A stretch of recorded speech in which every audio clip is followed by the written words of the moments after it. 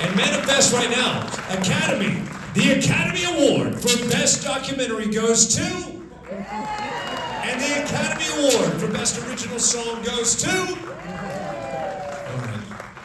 You know, it can happen to anyone, and so I hope it scares the shit out of you right now, because it should, and that's probably going to give you the want to have the conversation to make change. And, you know, it's an amazing movie, and it starts at the top, so let's get this panel started right now.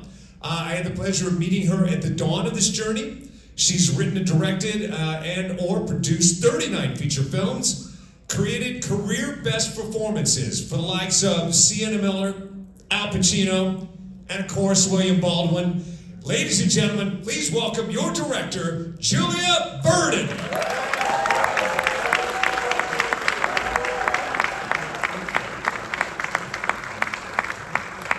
Let's keep it going.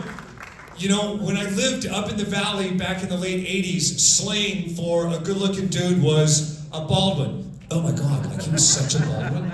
Can you imagine the pressure of that? Well, this guy, he is a good-looking dude, but more than a pretty face, he's a kind person. He's a brilliant filmmaker. He's a brilliant actor. He has brought grace to this movie and grace to us tonight. Ladies and gentlemen, William Baldwin.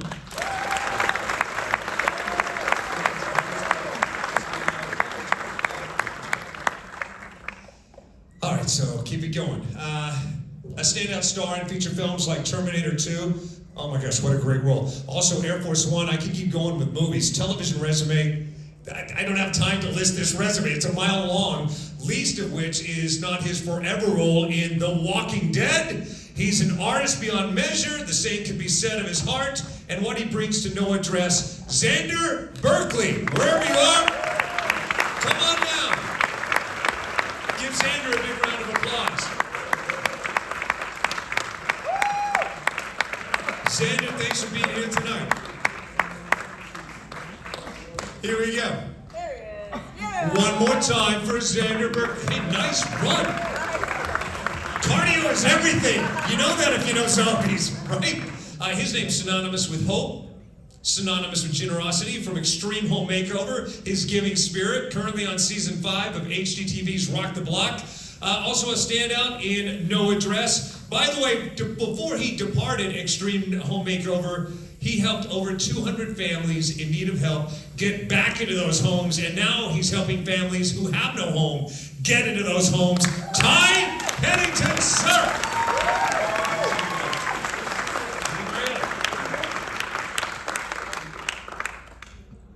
How about right there? There you go.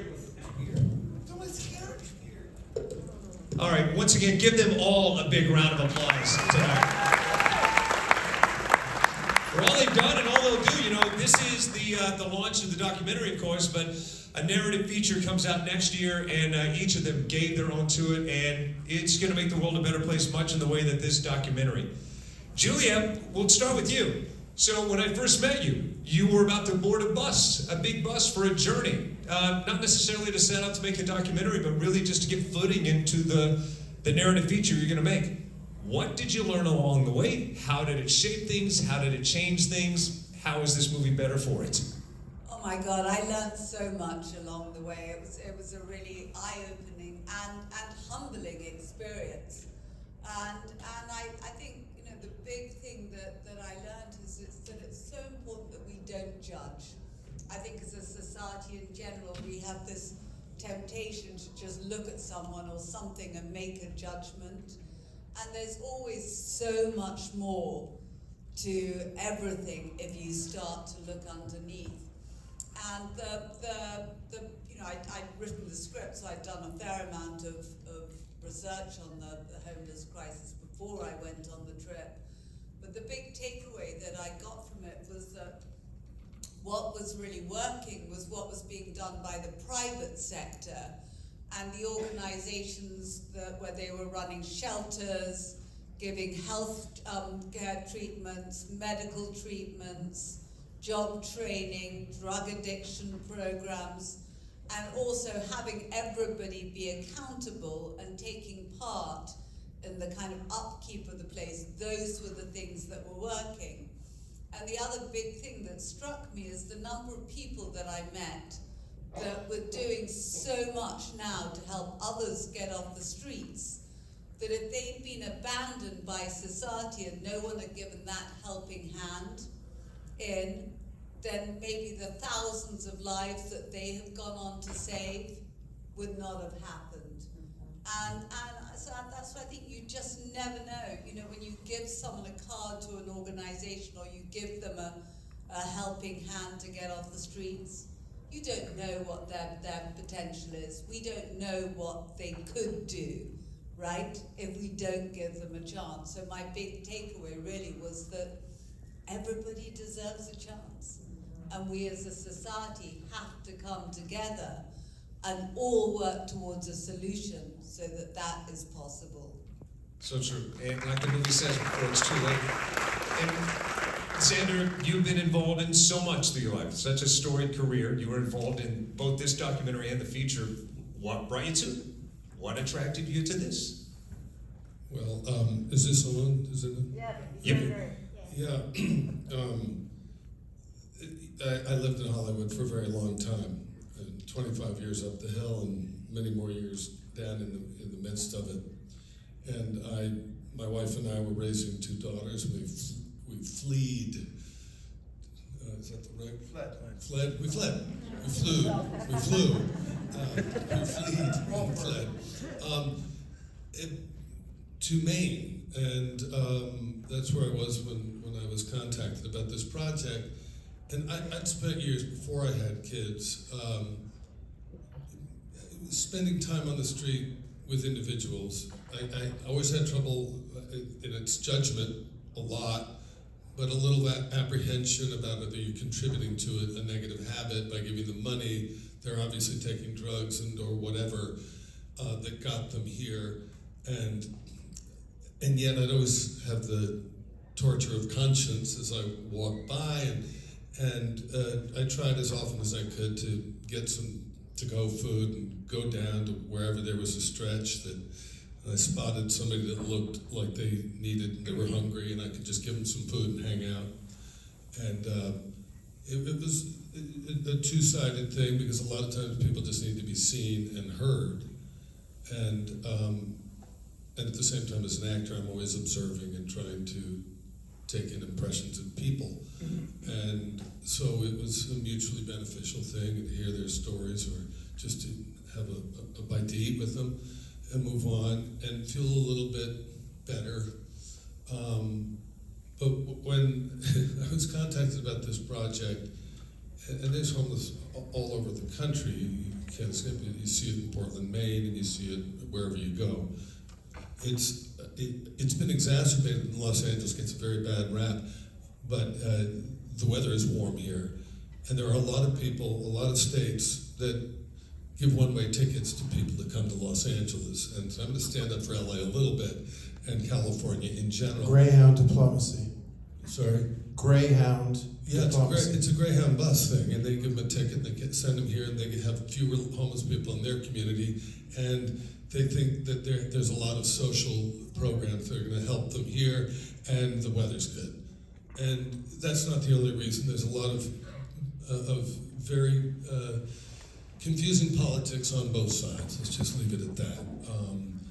But it was wild to have left, and then each time I come back, I see Hollywood getting worse and worse. And I've been 6 years away, and I've come back frequently. And so to be offered an opportunity to work on a project where you can actually feel like you're contributing something to the telling of a story that might reach a large number of people, and the organizations, whether they're faith-based or whether they're secular, the ones, in my experience and throughout the experience of this film, is some degree of accountability, that if you don't ask somebody to do something in order to get this, they won't value what they're being given in the same way.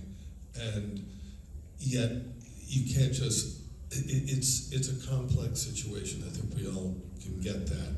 Any way to get to, every time I see this film, and every moment I had working on the film, and every conversation I've had with the people that have devoted their lives to helping the situation out, all these organizations and the people I've met, I'm so humbled and so grateful, and especially to this guy, Robert Craig, who, he put his money where all of our mouths are, all the time, and all of our hearts are. And he made this thing happen.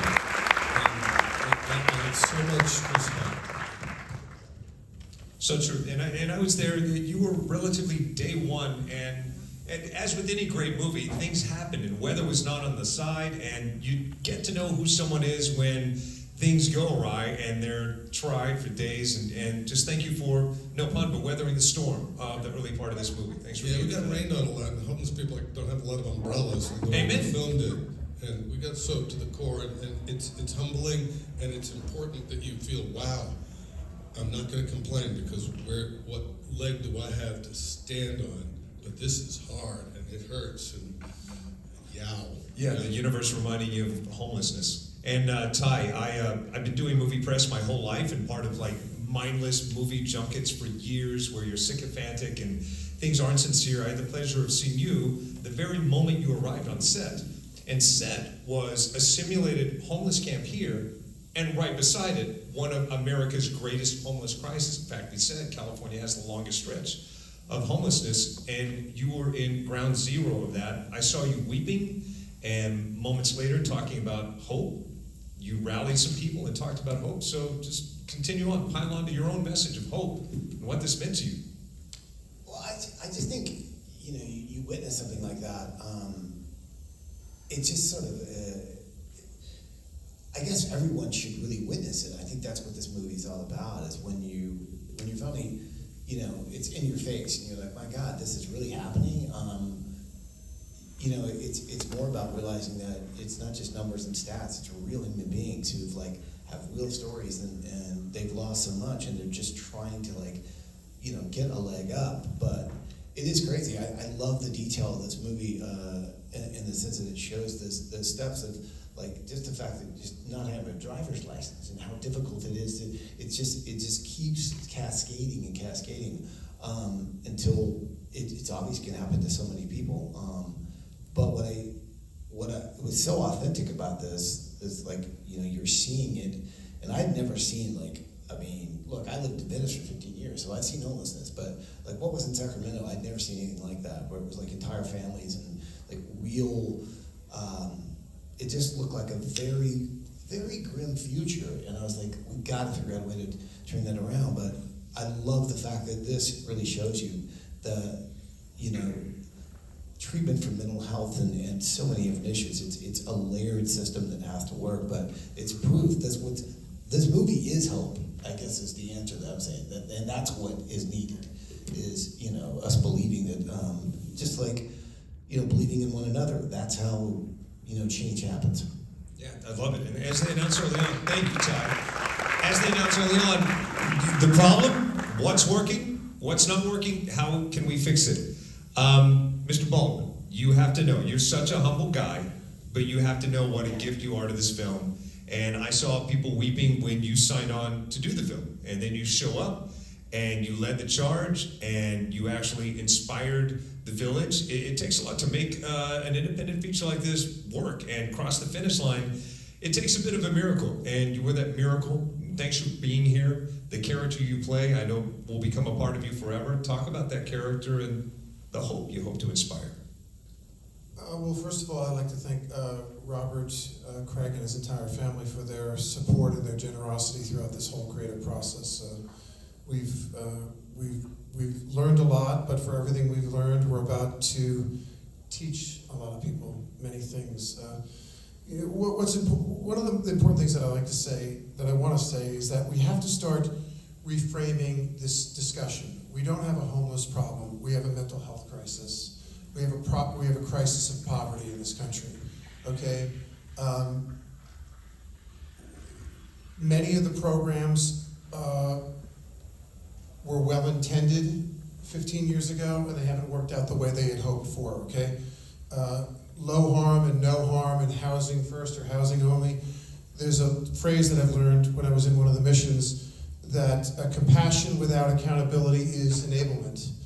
And that's true. Compassion without accountability, without strings attached, is enablement. And we have a very interesting opportunity because the problem has become compounded through COVID and through fentanyl.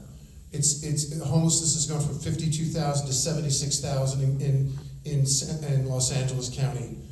In Sacramento, they had 4,000 or 5,000 homeless. They've now got 15,000 to 20,000 homeless in Sacramento. They have a 7-mile continuous homeless encampment along, where is that, along the 80, or what is that along in Sacramento? That long? Yeah, it's a long stretch, Old Road. So we have a real problem, and a lot of people, say, yes, you have they accept the mental health component to it, and they say, but there's also these people choose to do these drugs. No. People can't see a psychiatrist, they can't get medication for anxiety, and for depression, and for PTSD, and for bipolar, and for schizophrenia, and they're self-medicating on the street with alcohol, weed, and fentanyl. And fentanyl is a $1 high, and I've been going in San Francisco, in Sacramento, in Seattle, and in Spokane. We saw people flatline and die in every one of those towns. I saw somebody flatline and they gave him Narcan. His heart was stopped for over a minute. They gave him Narcan, they revived him. He came back vomited. And what we need is comprehensive 360-degree care. People like Keith Dieterich here and the Gathering Inn are doing this kind of work. They're doing it in Pinellas County, Florida. They're doing it in New York. They're doing it at Johns Hopkins. Marbit is doing it in San Antonio. They're doing it in Arkansas, where you have comprehensive 360-degree care, where it's not just how you can't put somebody into housing who's mentally ill. So you need mental health treatment, you need drug addiction treatment, education, vocation, job placement, livable wages, affordable housing, and the rate of success with that Marbit's having in Texas is, if you could take 70%, some of these programs are well over 50%, 60, 70, 80%, they're getting people back on their feet, and they're fully independent, working on their own, and we have to have federal, state, local, private sector, first responders, nonprofits, faith-based, they all have to be talking to one another, and that is happening in a lot of places in this country right now. There's little pockets where it's really, really working well, but it's a whole new ballgame with fentanyl, and it's a whole new ballgame with COVID. I live in Santa Barbara. You'd be driving up the 101, and you'd see a homeless encampment, and there'd be families in tents with little kids like juggling a soccer ball during COVID. I've never seen families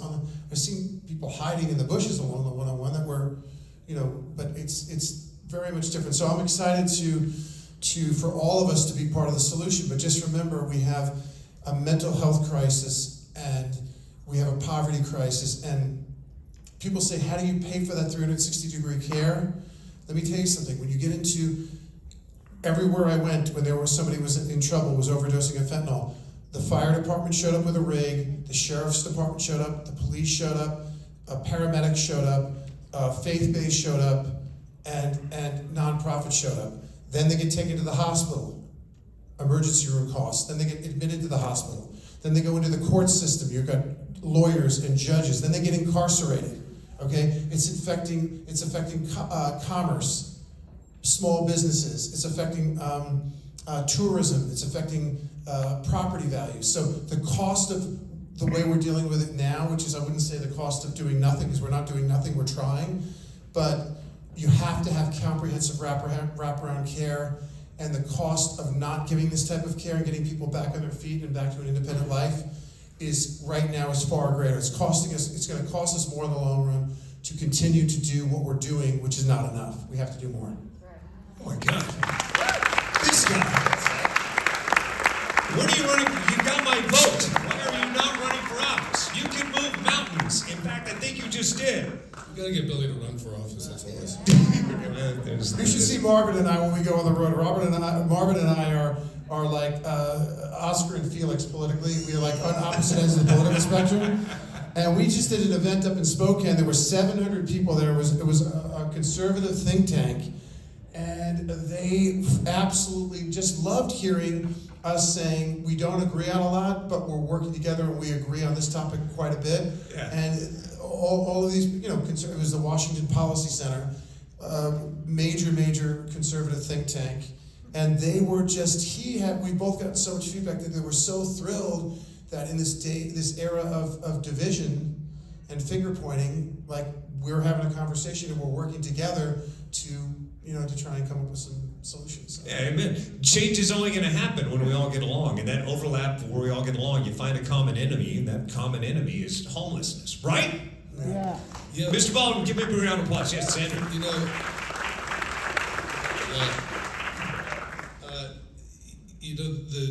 The blame is so on both sides of the political spectrum, and I was first brought out by an agent when I was a very young man.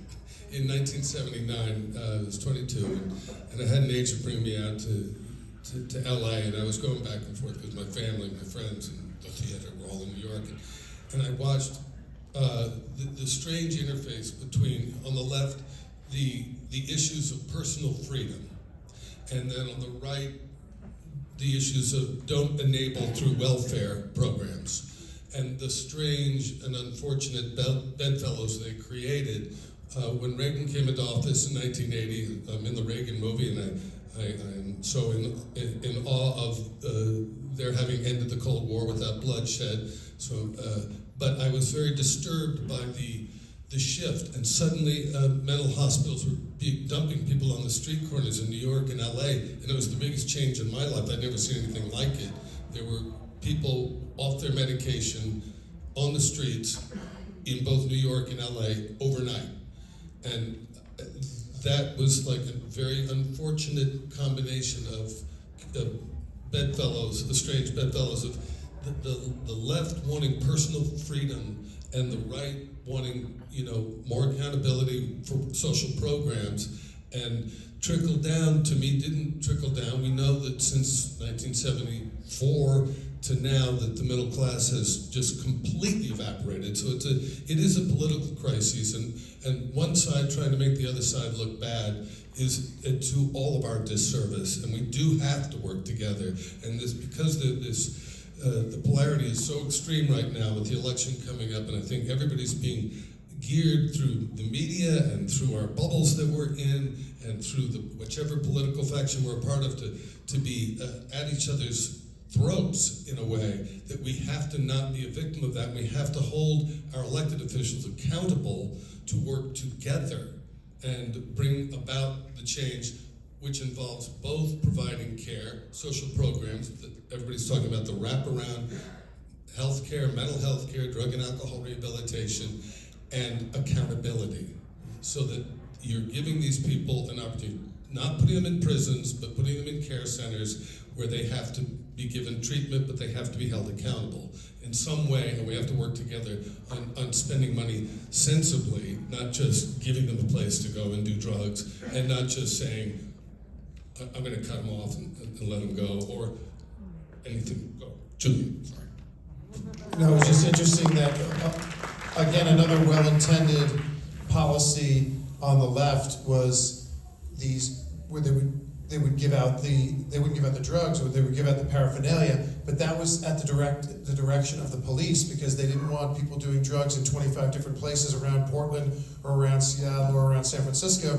They wanted a place where they could more closely and more easily monitor it and not have to expend as many resources. So they were saying to people, come here, we'll make sure you don't overdose, we'll have caretakers here in case anything goes wrong. They weren't giving out the drug. Again, it was a well-intended policy, but there's no strings attached, there's no accountability. When you're going back to that deal that Reagan did, I learned something over the last couple months that I never knew before.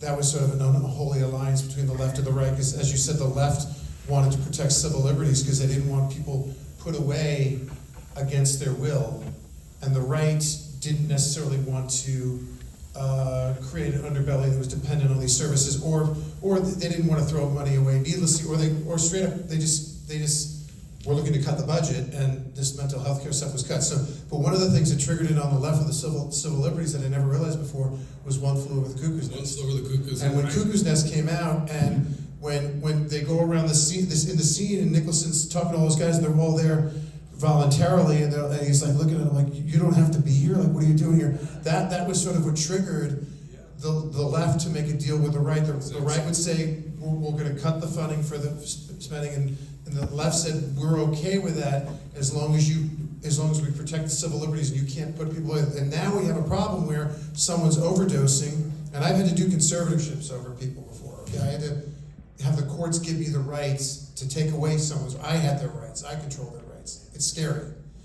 And I was in Seattle, the original Starbucks was here, the Wharf was here, the Nike store was here, and Blessing, this 22-year-old guy, was dying at my feet. And the conservatorship definition is they have to be a threat to themselves or others, or they have to harm themselves or others. This guy was clearly a threat to himself and others, and he was clearly a harm because he was about to die. And they gave him fentanyl, they brought him back to life. There was 4 firemen, there was 2 sheriffs, there were 2 paramedics, and there was faith-based and nonprofit. And as soon as he came to, he rejected the care, and they all looked at each other, confirmation, and they got on the rig and they drove away.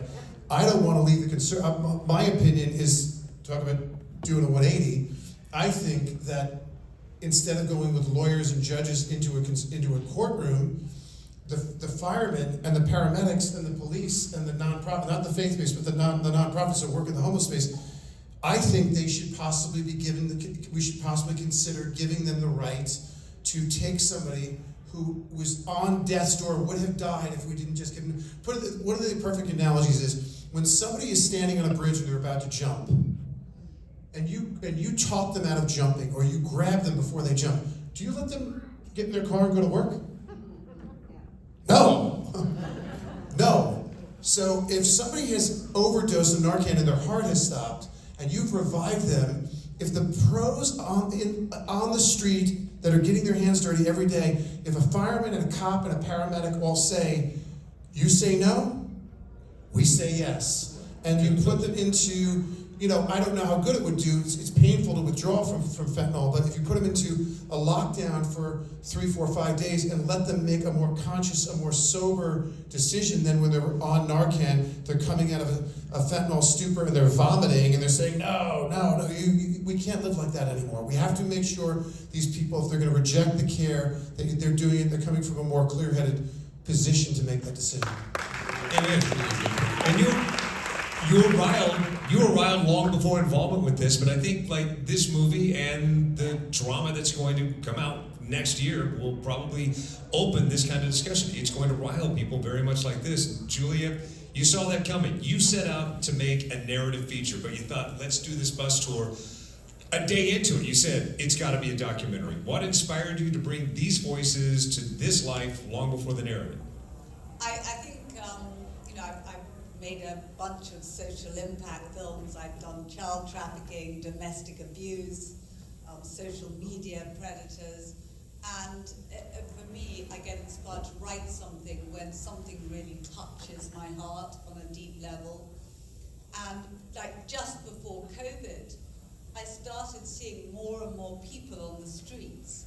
And I do a lot of volunteer work with foster youth. And one of the big problems with foster youth is when they transition out, they often get given housing for a little bit, but then they haven't had the training to hold down a job. And so they end up falling through the cracks and end up on the streets. I also talk to a lot of veterans, and often some of them have benefits, but a lot of them are doing drugs because they really need mental health, right? Because they haven't been given the mental health treatment that they need. They're self-medicating with doing drugs, so they're kind of like stuck in the cycle. And I met other people that had ended up on the streets through bad circumstance, bad economy, and they had animals, and they didn't want to put their animals in a shelter because they knew that they would end up getting killed. And so they'd rather live on the streets with their animals that they loved. And I could relate to that. And I just heard all these heartbreaking stories, and I just thought, I've got to do something about it. And it took a little time to figure out what perspective I should come from. And then I came up with the idea of creating 5 different characters who, for different reasons, had ended up on the streets, and how they all bond together and form a family, and have to fight off gangs, the local businesses, realtors like Billy, who want to get rid of them.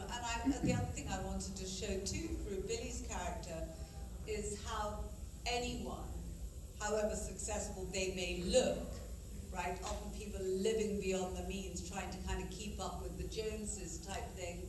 And it's so easy with like one misstep, it can all come crashing down.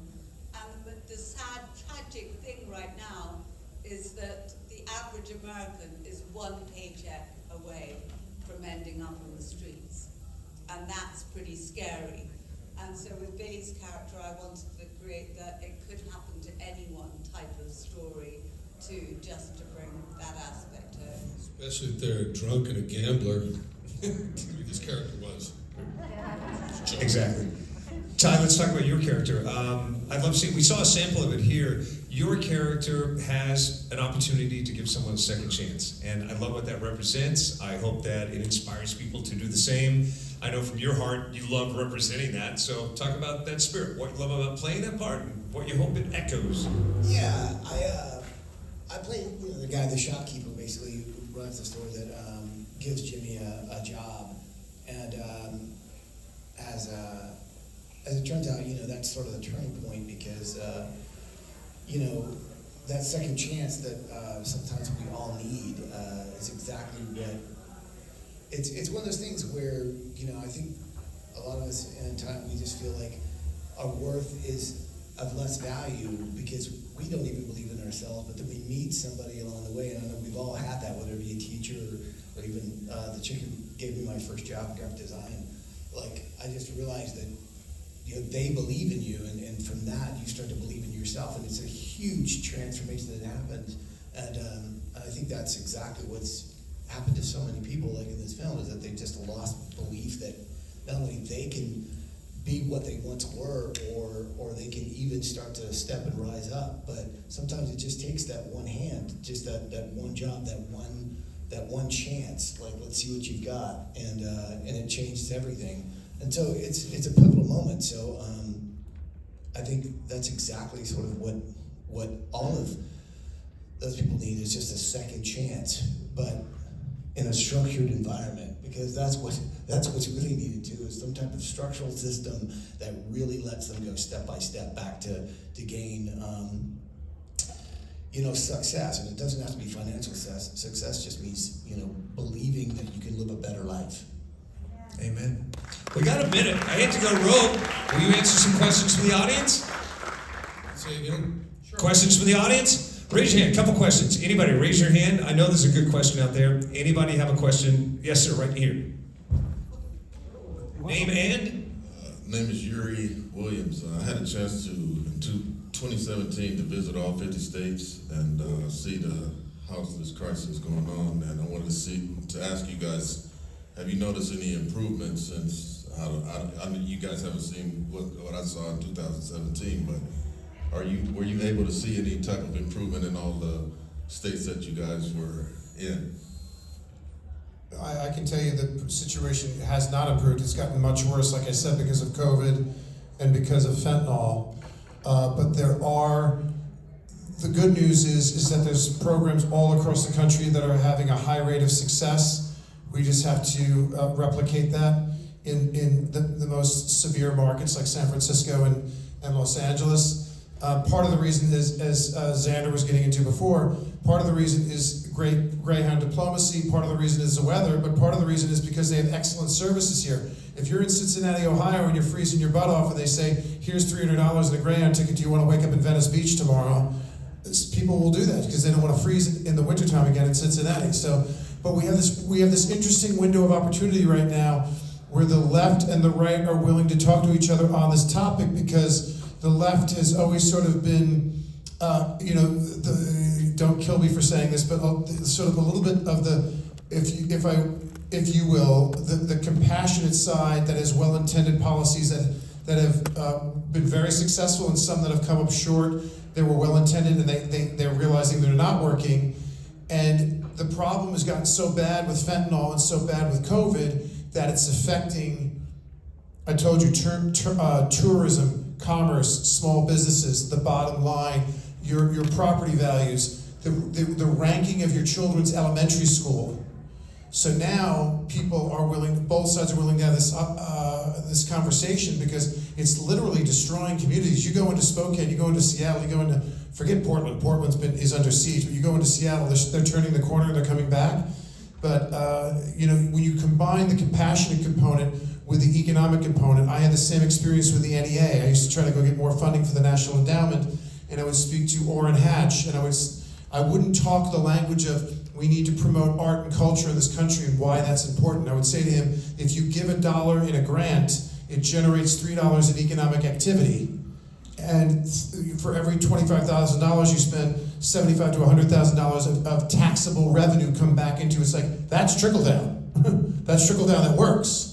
So when you speak the economic language and you speak compassion to one side of the economic equation to the other side, you have both sides listening, both sides cooperating, and both sides saying, we better do something about it because we can't have people laying in front of the Nike store and in front of the Starbucks in Seattle. We've got to come up with a solution, and it's improving there.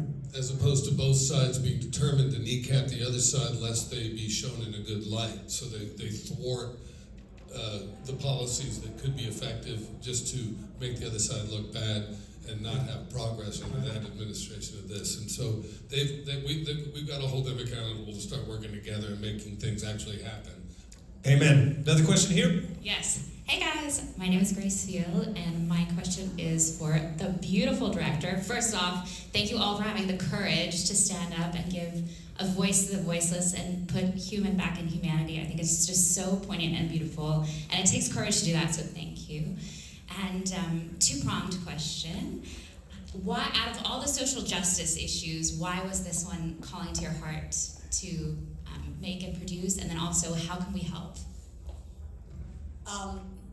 I think it was just kind of seeing the growing problem and hearing that was the personal stories that I heard that really touched my heart, and I thought, I think I can't change things, but I think what a film can do, it can really spark conversation and get debate going on the issue.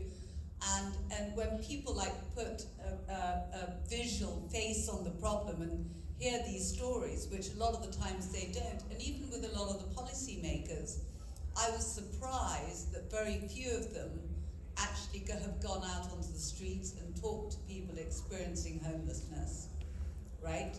And I think if there was more of that happening, and my hope is that this is where this film can help, because it can kind of bring the stories into their offices, as it were. Then maybe we can do a little something here. And then what was the second part of your question? Sorry. No, it's great. How can we all help? Because I feel like you highlighted the goodness in people. We all want to do good in this world, and I think it's great you have this platform. But what can we do? How can we point humanity and goodness in the right direction to make this issue, to help this issue? Good, great question, and I'm glad you asked that, because I think from having done all the research that I've done, I think one of the best ways that you can really help is by finding a local organization that's doing good work and volunteering with them or donating to them. And then if you see someone that's experiencing homelessness and struggling, just smile, see them.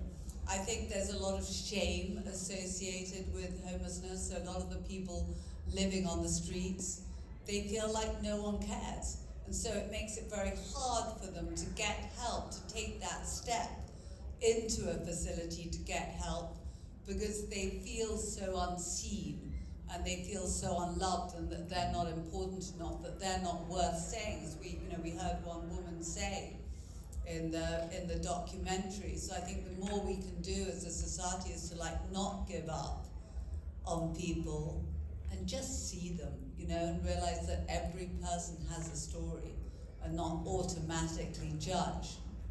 That can help too. And that and Dr. Marbut had pointed out, it's this sequence of falling out with their families, falling out with their friends, and falling out of a job, and falling out of their home. And it's this gradual thing that's a process, and along with mental health issues and medication that leads them into that squalor that we're so apt to judge as we're walking by. But it's this gradual process, and like Julia says, it is amazing, especially just since working on the film. I was always more inclined with a reasonably big guy that I felt I was safe in going up to people. But I've been doing a lot more, and especially with an awareness of where the care centers are in any given area, and being able to just suggest to them, and first of all, engaging and not having them be invisible, but having a moment with them. And then, if you can, if they're asking you for money or something, yeah, but there is a place that could actually provide a way out of this cycle. That are you getting the health care you need? Because I'm getting a sense that maybe you're not.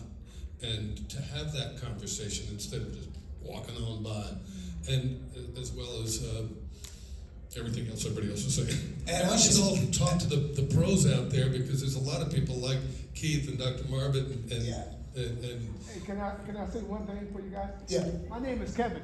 I am the Skid Row mayor of downtown Los Angeles. And what I do is I work with the unhoused people at Skid Row.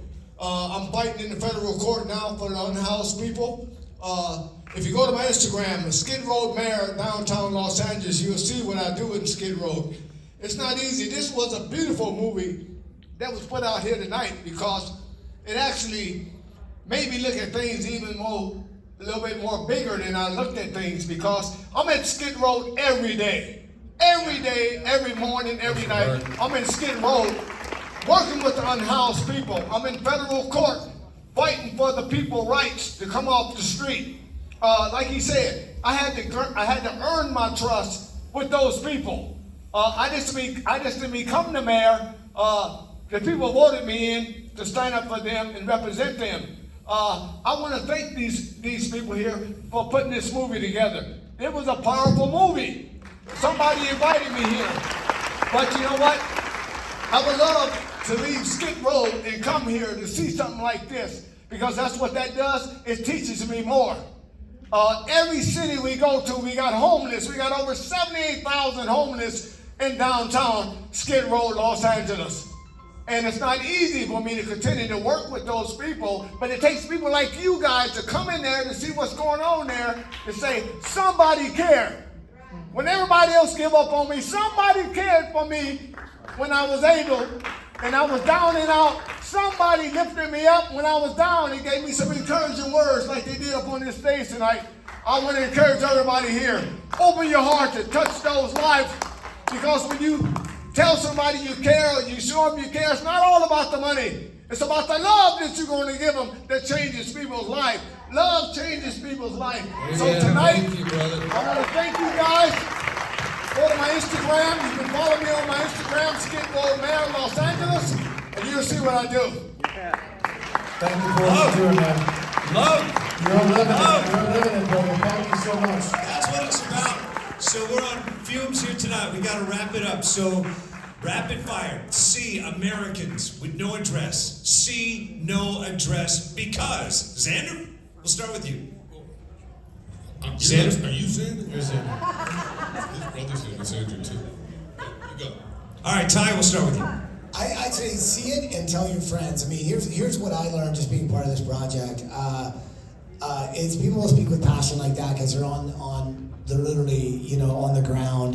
The guy that was on the Harley that I met in Lexington, and the way he's shouting out what's so wrong with the bill that we've got to change, and that's what we've got to do. We've got to vote things in that make it easier for all of us to be able to live and get the kind of treatment that we need. Right now, that's impossible until we make those changes. But it's literally like, follow the website, check the movie, tell more people about it so that we all learn. Because I learned a lot more than I even thought I experienced on so many of the different shows and so many different projects I've been on. But this movie really shows you how bad it really is. And so I think the only way we can do that is to work together and literally learn what these guys have learned by being on the ground and seeing it firsthand. Amen. Billy?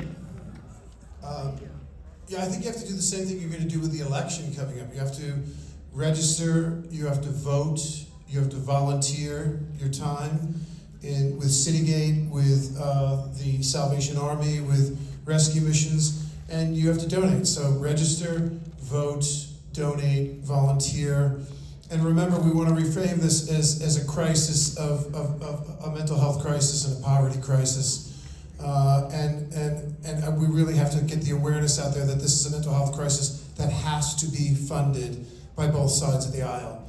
Another thing I would recommend is what we've been talking about all night. I can't tell you when I'm in the shelters or I'm in the encampments how much it means when you stop and I'm not recommending that you do this. I don't want to put anybody in a position that they're not comfortable with, but you're simply walking down the street. If somebody's having a psychotic episode, I'm not saying do this. But if someone's sitting there and you walk by and they look up at you and you just simply look back at them and you smile and you say good morning to them and you're looking them in the eyes rather than pretending you're on your phone or rather than going to the other side of the street. I was able to, because you were mentioning this before, I'm able to stop and say, hey brother, what's your name? And my name is Bill. My name is Billy, and tell me what's going on in your life. I was basically trying to get where are you right now? How did you get here? How are you feeling? How can I help? And literally to ask somebody to walk by and make eye contact and smile and say, I hope you have a beautiful day, makes them makes them feel seen and heard in ways that they're so craving for. So remember that. Absolutely. Julia? So there are a lot of us here tonight, and it is the power of everyone coming together that brings about change. And I can't tell you how much satisfaction and enjoyment and just feel good I've got from just volunteering for various organizations.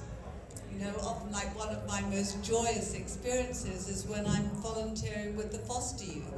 So I think we can all do something. If everybody gave 1 hour a month to helping an organization, it can make a huge difference. So that's what I would put out there. You've seen the film. I don't have to repeat anything that's everybody in it, but just think about what could you do? Because the truth and the reality is we can all do something. It might even be just as Billy says, looking on a bill that needs signing and doing that, but we can all do something. Xander? Well, yeah, I mean, there are so many organizations and there's so many people that are doing such great work, and just going and finding out about them in your area, wherever your neighborhood is, just finding out about that place on Vine.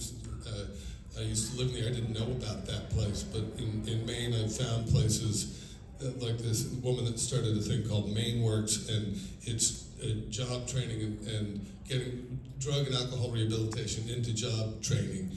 And it's just unbelievable the success she's had, and she's a recovered addict, and I've just really enjoyed working with her.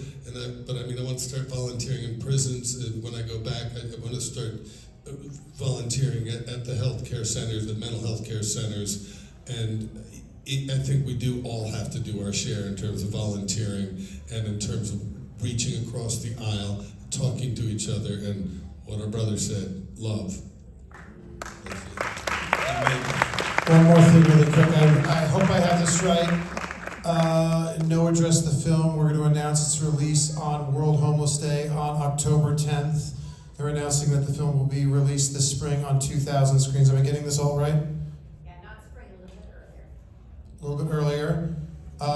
But on World Homeless Day, we're having a big announcement about the film on October 10th. And thank you guys so much for coming out. That means a lot too. Hey, give Julia and your cast a big round of applause. Like Billy said, acknowledge, see, give dignity. Robert Craig started it with his heart, allows us all to see him all through this and the movie that comes out next year. Jennifer, close out the show.